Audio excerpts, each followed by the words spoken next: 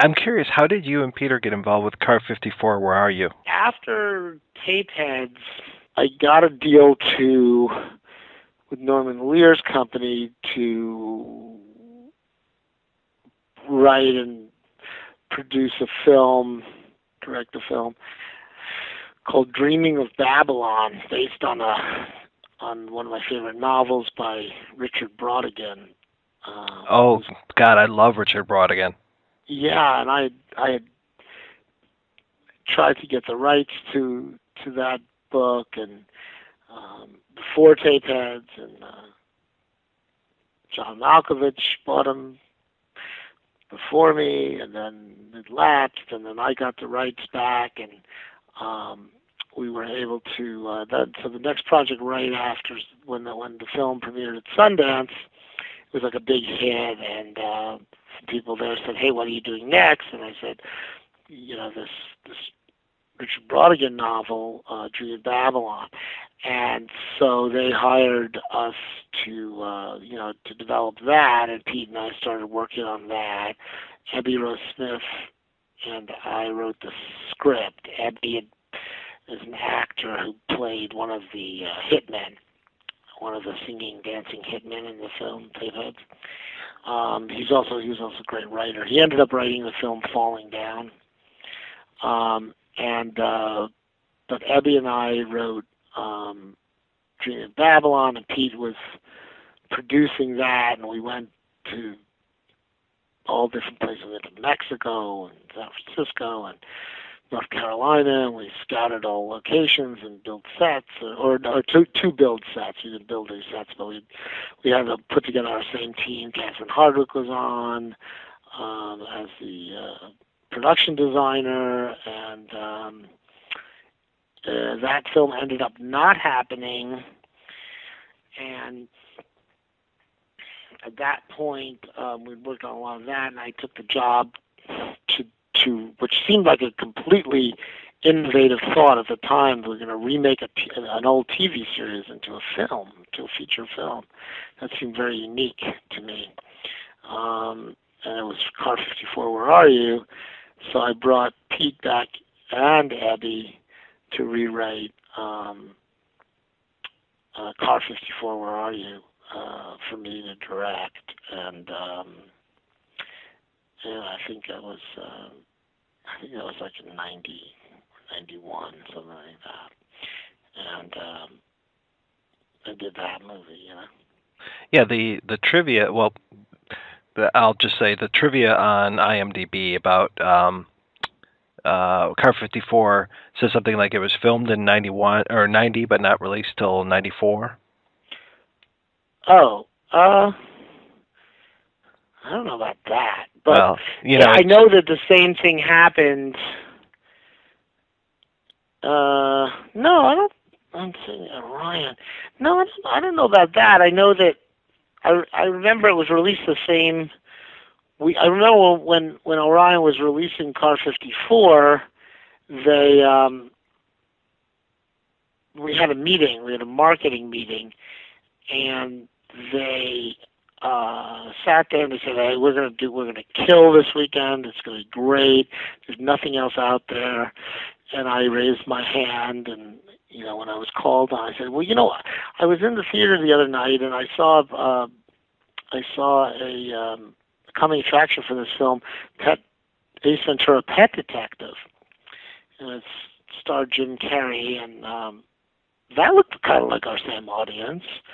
And they went, "No, don't worry, Bill. We know what we're doing. That no one's going to go see that movie. No one's going to see that. We're gonna rule the box office this weekend." And that Ace Ventura went out and killed, and then the next weekend it did double the business, and he got offered $5 million for his next movie, and we got buried. Oh, that's a shame. That is awful. Yeah, famous last words. Don't worry about that other film. Yeah, and I remember them saying that, and I was like, yeah, kind of like, I remember I'd wanted to cast Jim Carrey in Car 54, actually. He's one of the guys I looked at for the role, but they wanted to shoot it during the TV season, and he was in Living Color, so those guys could only work during the hiatus. So none of those TV people were available. But I remember thinking that he was really funny, and we had known Keenan and such, and so I had a bad feeling about that. So I need to go back to Dreaming of Babylon, because like I said, I am a huge Brodigan fan. Does the script for that still exist anyplace? Yeah, it does. It's a great script. And, I had talked to Ianthe Brodigan, and she told me it was one of her dad's favorite books. And at one point, they wanted to do an English, BBC had wanted to do a radio version of it, and I said no. It's going to ruin my chances of making it. I don't know why I said that, but I kind of squashed that for some reason. And probably now it's probably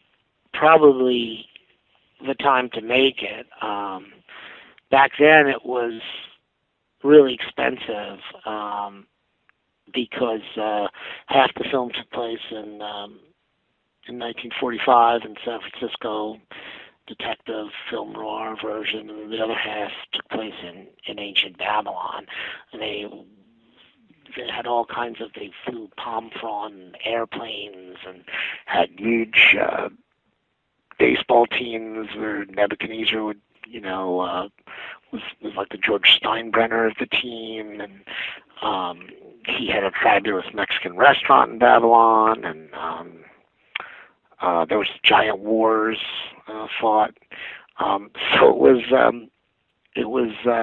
it's quite a fanciful, version of that novel, and now with effects you could probably do that stuff. But back then, we did drawings and we had to construct sets, and it wasn't a simple job at all. Right, yeah. And then I love, the Chandler takeoff with Smith and not even being able to afford bullets for his gun. Yeah, that's how it still starts that way. It's just that we basically focused just on Babylon as a subplot, and did the change, sort of the mystery that he's solving in Babylon sort of encroaches on his miserable life and in San Francisco, and as he sort of retreats more and more into his fantasy life, things start to collapse more and more in real life. I remember there was a lot of other subplots or a lot of other genres that Brodigan used, but we kept it to the private eye genre, and kept it either in ancient Babylon or present day. But yeah, it's a great script. I'll send it to you at some point if you want. Oh, that would be awesome. Yeah, I've been trying to find the other scripts that have been based on his work.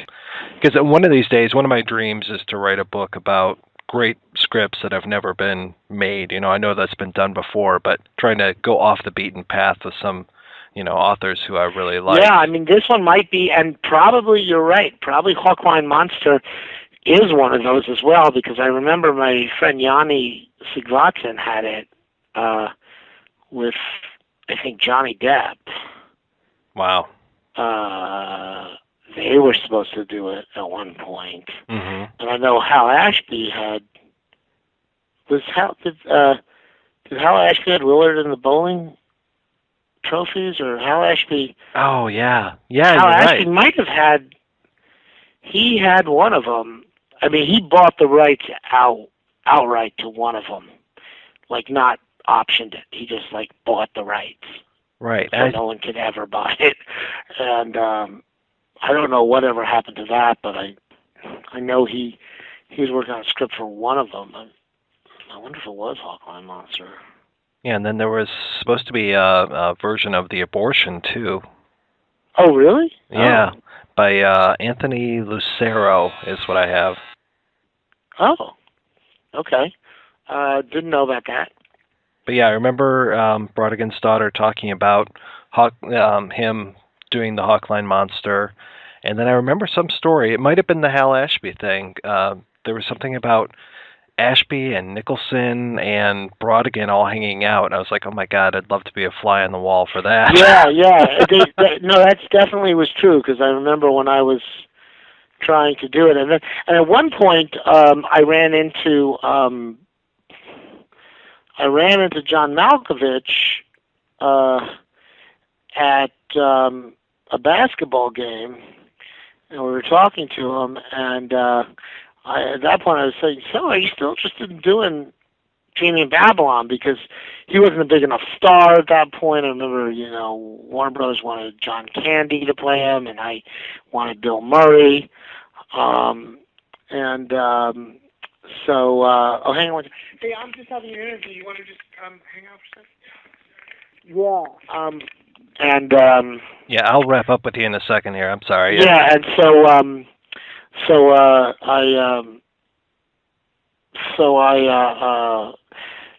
said, yeah, I wanted to, but we were never able to, crack the script and to get a good script out of it. And I remember I did have their script at one point. He hired